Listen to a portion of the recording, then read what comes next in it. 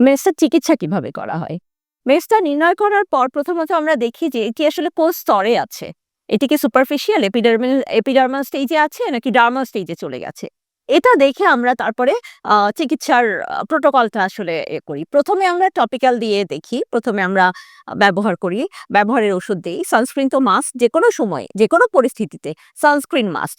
তারপরে আসেন আমরা ওই যে হালকা স্টেরয়েড তার সাথে ট্রেটিনোইন এবং হাইড্রোকুইনোন, তারপর অ্যাজিলিক অ্যাসিড, ট্রানিক্সামিক অ্যাসিড এই ধরনের অনেক ধরনের ক্রিম আছে। গ্লুটাথিয়ন এই ধরনের অনেক ধরনের ক্রিম আছে যেগুলো আমরা দিয়ে থাকি। দিয়ে আমরা ট্রায়াল বেসিস এ দেখে থাকি। সাধারণত ২ মাস বলি। ২ মাস পরে আবার পেশেন্টের ফলো আপ দেখি আমরা কিভাবে দেই। এছাড়া আছে ওরাল ট্রানিক্সামিক অ্যাসিড দিতে পারি। ওরাল কিছু আ এক্সট্রাক্ট আছে। কিছু আছে যারা মেলানিনকে ডেস্ট্রয় করে সেই ধরনের কিছু প্রোডাক্ট আছে। সেই ধরনের ওষুধ দিয়ে চেষ্টা করি আমরা। আর আমরা তো এখন লেটেস্ট ট্রিটমেন্ট করি। আমরা লেজার করি, পিকো লেজার করি, ফ্র্যাকশনাল লেজার অনেক সময় করি আনইভেন বা টেক্সচারটাকে ঠিক করার জন্য। এছাড়া আমরা করি পিআরপি থেরাপি, পেসিড রিচ প্লাজমা থেরাপি করি, মেসোথেরাপি করি।